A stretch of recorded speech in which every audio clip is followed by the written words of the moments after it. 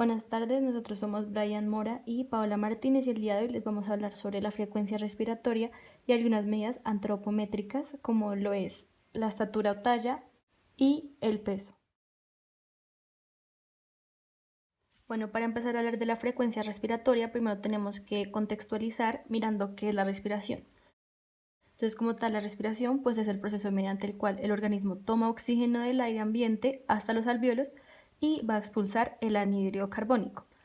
Normalmente nosotros vamos a tener una respiración involuntaria, la cual va a estar controlada por el bulbo raquídeo, y la respiración como tal es un ciclo que se comprende por dos fases. Una fase, como podemos ver ahí, que es la inspiración, y la otra fase, que es la expiración. Tenemos la inspiración, que es donde el aire como tal va a entrar a los pulmones y también es conocida como la fase activa. Y esta ocurre es debido a la contracción del diafragma y de los músculos intercostales. Y por otro lado tenemos la aspiración, también conocida como fase pasiva. Y en este ocurre es que el aire va a salir de los pulmones.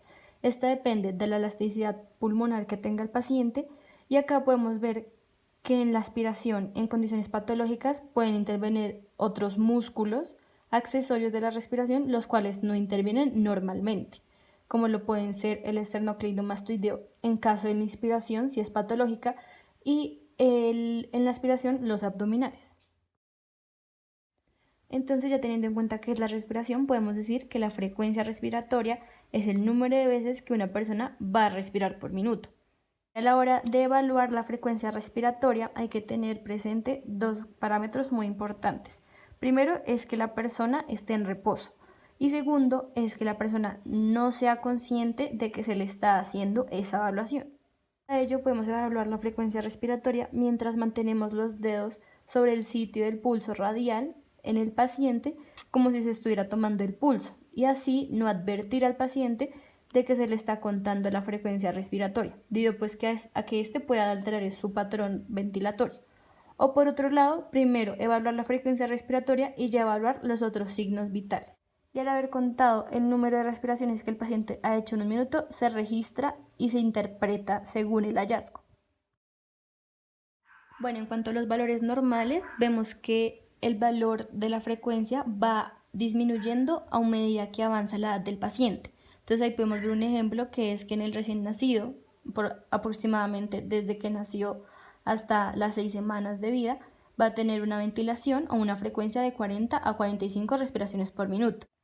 A diferencia del adulto, que ya se considera desde 16 años en adelante, ya va a tener una frecuencia de 12 a 20 respiraciones por minuto, siendo esto lo normal.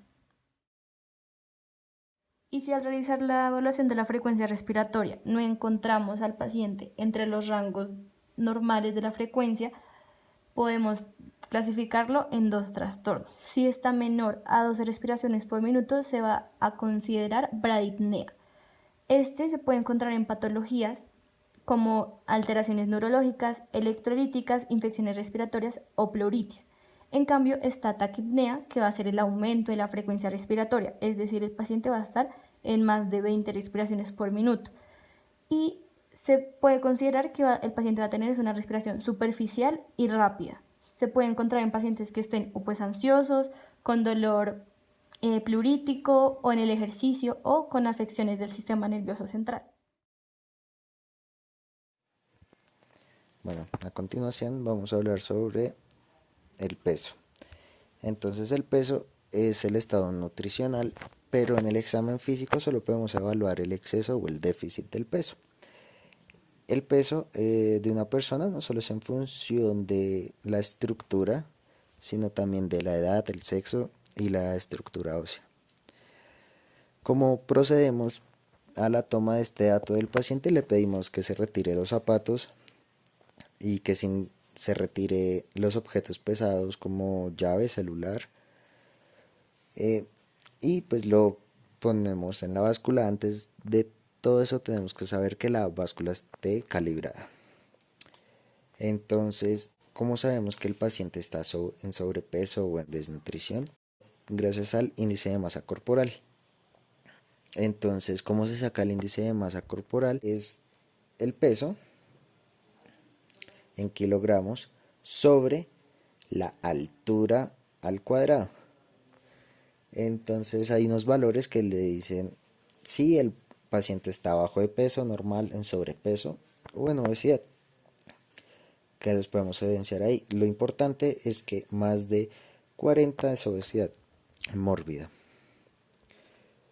Hay algunos trastornos que entonces cuando el paciente está menor de 18,5, que según la escala de índice de masa corporal está en bajo peso, podría ser una desnutrición, tanto calórico-proteica, pero hay una desnutrición severa que se conoce como caquexia, que podemos evidenciarlo en pacientes que tienen carcinomas en estado terminal.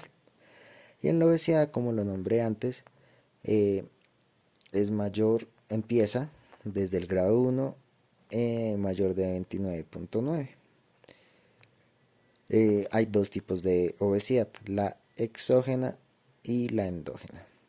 La exógena es la que se refiere que el paciente tiene una distribución de la grasa generalizada. Y la endógena o secundaria, podemos ver que la obesidad es centrípeta y brazos y piernas están normal. Esto lo podemos evidenciar en pacientes con síndrome de Cushing. Entonces, la talla o estatura es la altura que tiene un individuo en posición vertical desde el punto más alto de la cabeza hasta los talones en una posición anatómica normal y se va a medir es en centímetros.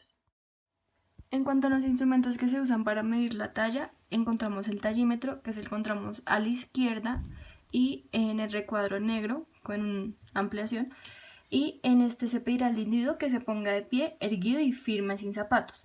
Se desplazará la barra de medición que tiene el tallímetro hasta que toque la parte superior de la cabeza del paciente y se leerá la cifra, que es donde indicará los centímetros que tiene el paciente y se registrará la historia clínica.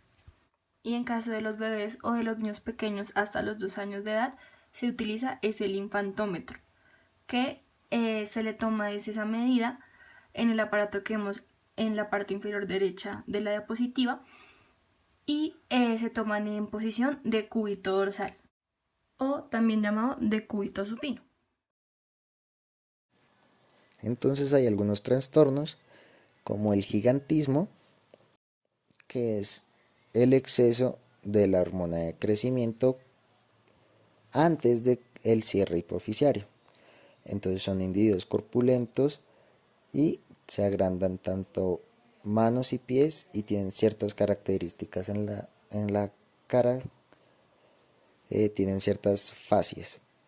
Otro trastorno es enanismo pituitario, que entonces es porque es el déficit de la hormona de crecimiento, generando que el individuo no tenga su debido crecimiento. Hay otro enanismo que es el hipotiroideo, que es por déficit de la hormona tiroidea desde el nacimiento hasta los 2 años.